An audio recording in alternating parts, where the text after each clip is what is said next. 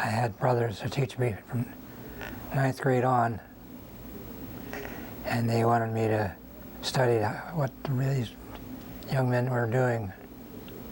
So I studied what they studied, and I learned the history of the Society of Mary, and I got acquainted with our literature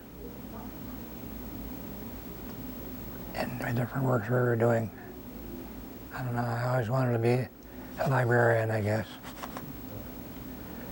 And I'd like to help all people find answers to their questions. Well, I hope I did my best as a librarian, as Brother Mary, as a recruiter, and a guide for young people to find their way up through life, solve their problems.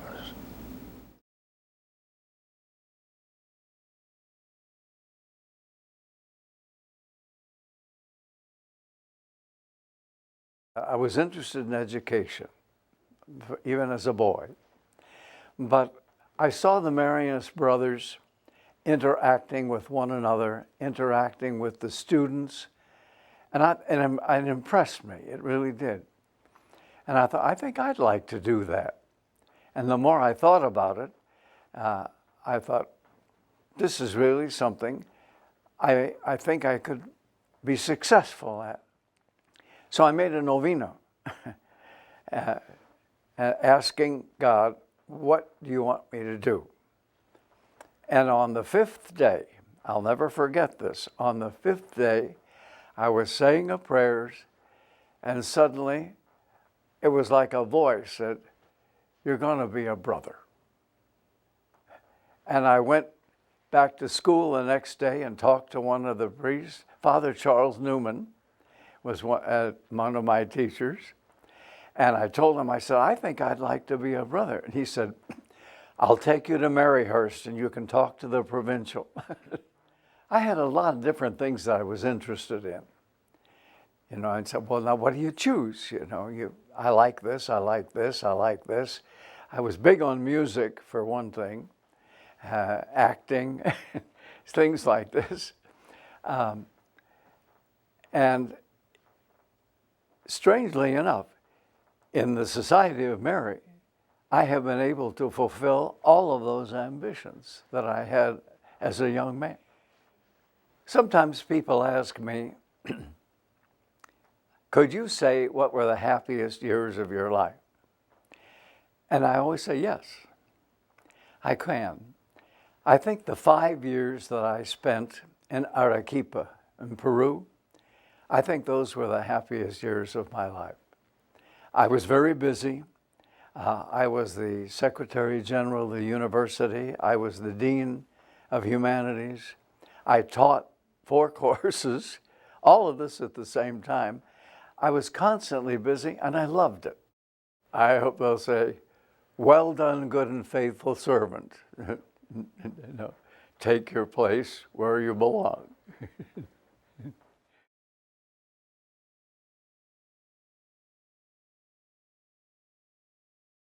I had no expectations. I didn't know what a sister was. I'm a convert, and I entered because of, in the background when I was a child, I had a little contact with God. And so I've been searching for him, and I really came to the Daughters of Mary because I was led here through just doing whatever the inspiration told me inside. And I went to school. I was going to be a fashion illustrator, and I went to New York to study. And while I was there, I visited Mary Knoll, which is a missionary order. I learned there how their life was, but I had no inclination to join. And when I went to look at Mary Knoll, they had so many candidates that I said, they don't need me. So I decided to go back to Honolulu. And while I was there, Father Mindsinger, who has gone to his eternal reward, he said, "What about the Daughters of Mary?" And I said, "Oh, you know," he gave me a little brochure, and in the brochure it said that the Marianist sisters were contemplative and active. And I said, okay. My favorite part of ministry is studying about God and incorporating what I learn and then releasing it to whoever I can. I'm not a really apostolic missionary.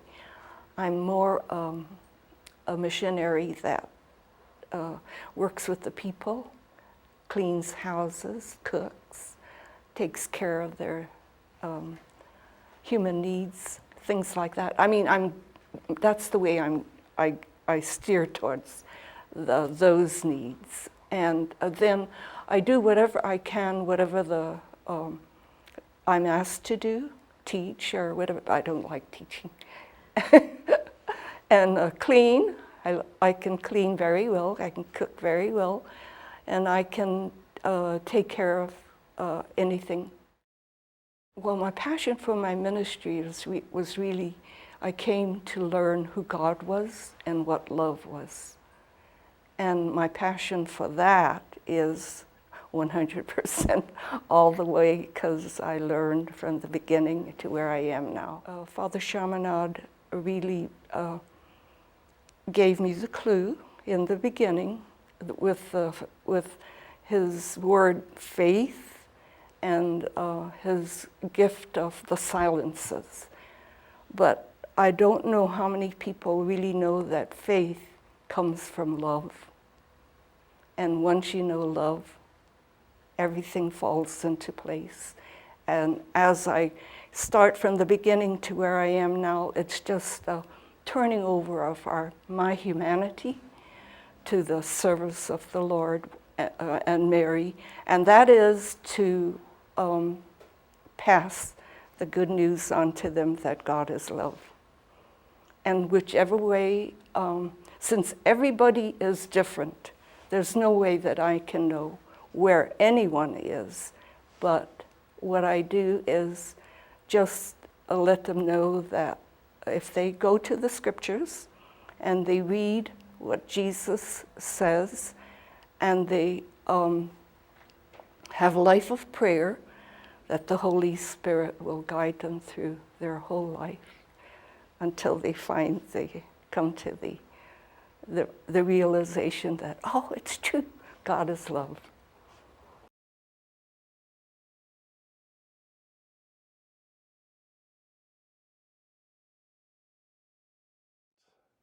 One night at a dance at Medina Lake, I was not dancing. I was sitting at a table drinking beer and thinking. I put myself in front of my grave at the age of 80 and asked myself whether I went up or down. And I said to myself that night, I think I better take out some life insurance, thinking that it would be easier to go to heaven as a religious. But since then I found out it's no more easy to go to heaven as a religious than it is for you. My favorite aspect of my work, I came to St. Mary's University as a layman in 1952,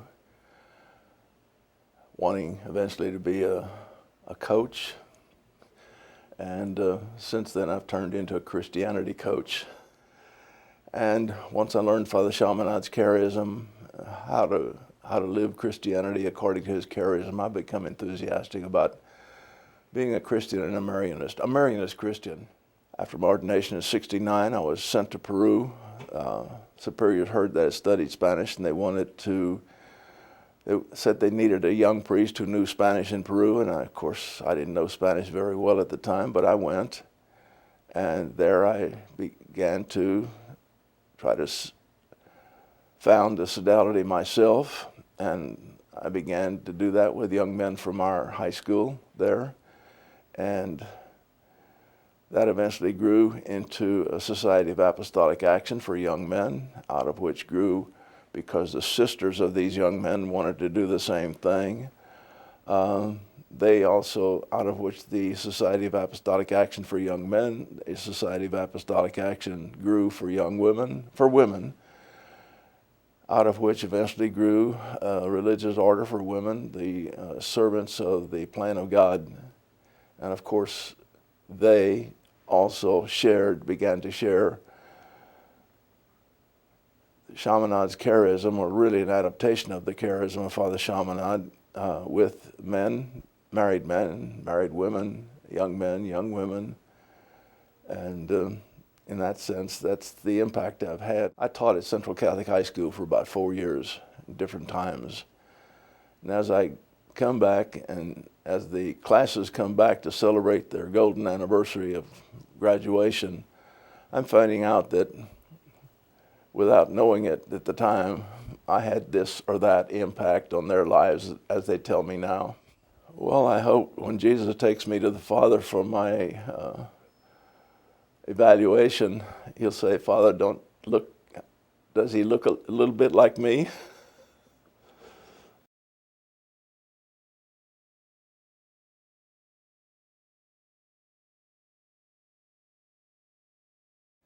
Felt it was a very fulfilling work for me, and it was also something that was helping other people. Other people can count on me. I helped generate community in the house and in the work that I do in the classroom. Welcomes me as a brother being there. That would be the important thing. Yeah, there's no other qualities that I think or merit my getting into heaven, I think, as much as being a brother and living that a brother's life, or brotherly life.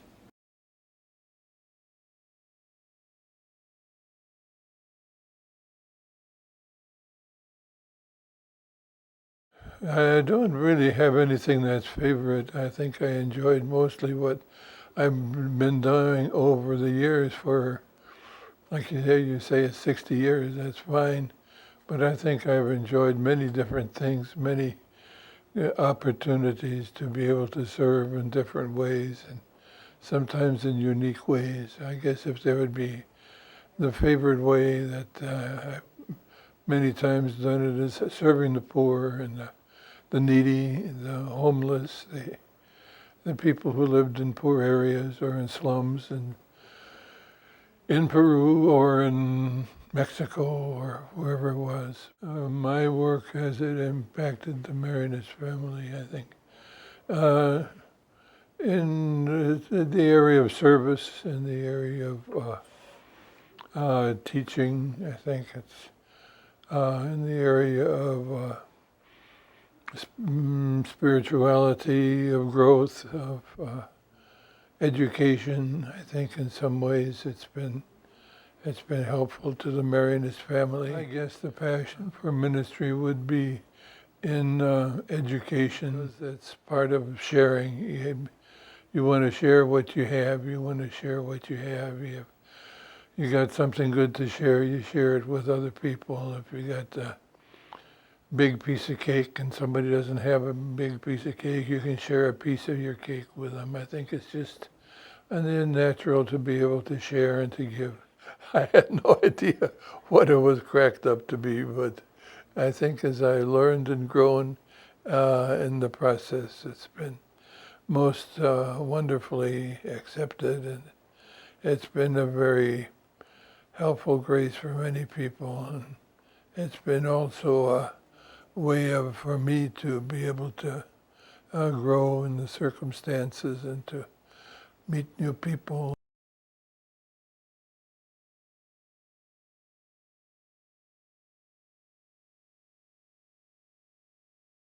One of the things that seems to emerge as I reflect on 60 years is that it was so important, because when I entered in 55, it was a whole different world, different church, different society of Mary. And one of our challenges or goals as Marianists is to be adaptable to change. And it certainly has, called us to do that.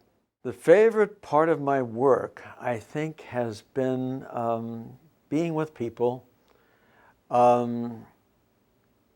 teaching, working in pastoral ministry and as a priest, sacramental ministry with people. This whole vocation is a gift from the Lord. It all comes from Him. It's not us. It's His plan. It's His call. It's His grace. He is it. He's everything. And our Blessed Mother is the one that we look to in our Marianist life to help us be that spirit of joy and faith and receptivity to God's plan. It's been a life full of change, but good. Every step of the road has been a new challenge. Opportunity for new growth, meeting new people, learning more about the Lord and His call, and myself as well. What does it mean now at this time? Here, San Antonio, 2015, here at St. Mary's University, in this community with this wonderful university of folks here at St. Mary's as well.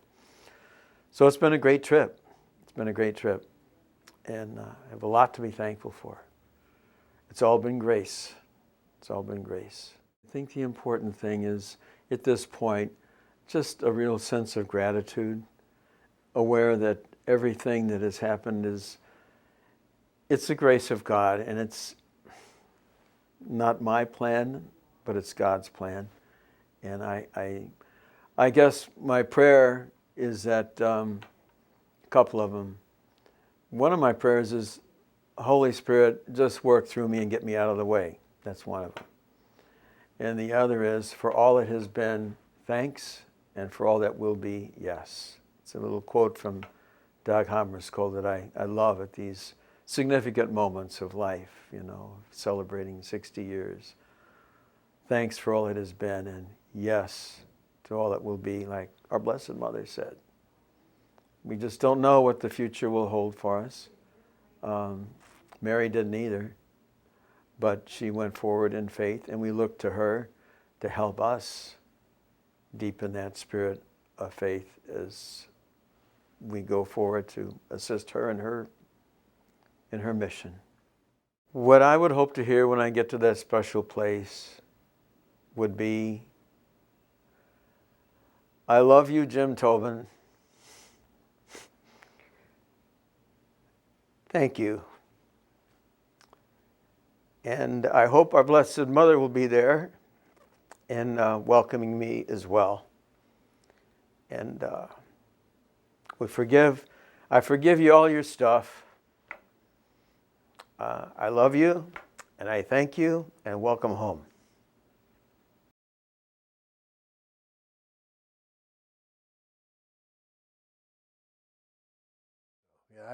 I always laugh my vocation story. I started off very young and very dumb. And, I met the Marianists when I was 14, liked them, and joined. Dumbest thing I've ever done, and the best thing I've ever done. Because it has been, when you think about 50 years in this, we can't imagine it, but it just has been more than I expected. The richness of community life, the richness of apostolate, and then tying all that together is the richness of religious life that I was always Catholic, and it always was around me, and I grew up smelling the incense and all that kind of stuff. But you say, well, this stuff is very, very good. The favorite aspect is I get to work with some terrific people, and so that's the students that I've worked with were a blast, and the adults that I've worked with were a blast, and so that's, it's not like I was never designed to be a contemplative. Meeting God face to face is certainly charming, but I preferred meeting Him and His people. So that's my favorite aspect, I think, would be the folks. One of my hopes is that it's equalized. We're coming out of a church where the lay vocation was always third. It was the clerical, the religious, and then married folks and single. And they were, and so all the religious aspects were left to, and this is even Father Chaminad's time. I mean, I found him to be very revolutionary in terms of, he came from an extremely hierarchical church. And I think our Marianist methods and approaches are non-hierarchical. Now, we're still living in this world of hierarchy, in the church of hierarchy, but I'm hoping that my work and the work of so many of our brothers and priests has been to equalize. And I've had a variety of different jobs in the order. I've been a high school religion teacher and a vocation director and a formation minister, an adult religious educator and a parish religious ed director and parish coordinator and a formation person. And now I'm working here at the residence, which is a very, very fine job because the men that you've been talking to are so good. And so so my life is just purposeful and enriching because of it. I think he's going to say, Mike, I can't believe it. That's good going. And I said, you had all these opportunities to do good. And I'm sure I've done some good, and but you screw up along the way, and you'd say, well. And the good, gracious God said, well, Mike, you made it. Come on in.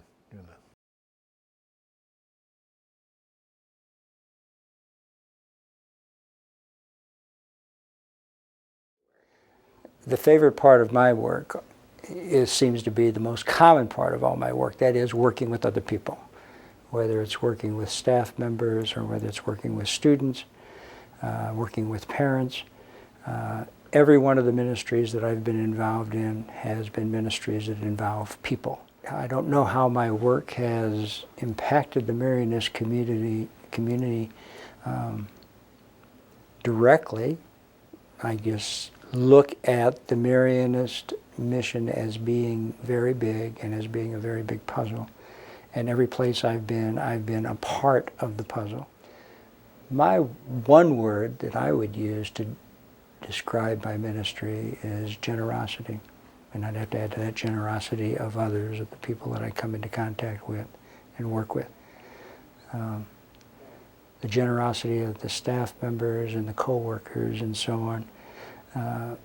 Their commitment to the goal makes us a team and a group that enjoy working together, and we enjoy the good times and we commiserate when we have hard times. I think my ministry has been, when you start out, I went to Vianney High School and graduated from there, and I saw a lot of the brothers at that time, and you certainly get a feel and an impression of them as being teachers, and I had the opportunity to see them somewhat in community life and so on.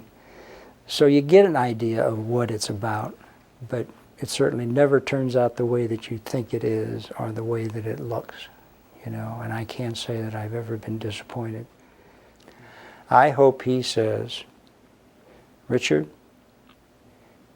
you certainly screwed up a lot, but you did my job. You did the work. You did the best you could, and come on in and enjoy life, the rest of life.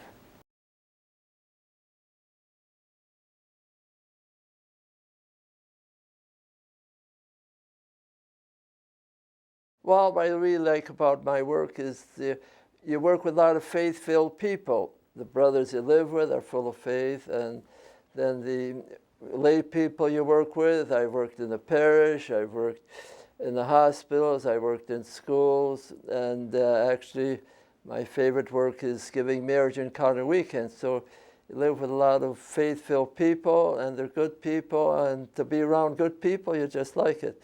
And especially with marriage encounter, the marriage is so important today. I have a good marriage, so working with those couples that have good marriages, really, that's really the favorite work right now. Really, I work in the schools, so students, and you're always impacting the community, and the hospitals. So, and as a priest, you're giving the sacraments and that. So there's a lot of God's working through you in a lot of ways, and that's has always been a consolation to me, especially hearing confessions and bringing people back to the church. People are away for 20 years, they come back. That's so consoling. So those are really the ways I think I impact this Marianist family. And even today I'm retired, but the community you live in, you impact them. I try and be joyful, tell jokes and so forth. So that's the way I think best thing to impact people is live your life with joy. That's the way I like. You have to have a love of God, you know. Lay people sing their love songs to their loved one. I sing my love songs to God. And it's the love and the prayer life gives you passion. So that's really, and I'm still enthusiastic, and I want to do as much as I can. So there's never a dull moment for me. I always have something to do. I hope he tells me a joke. I like jokes.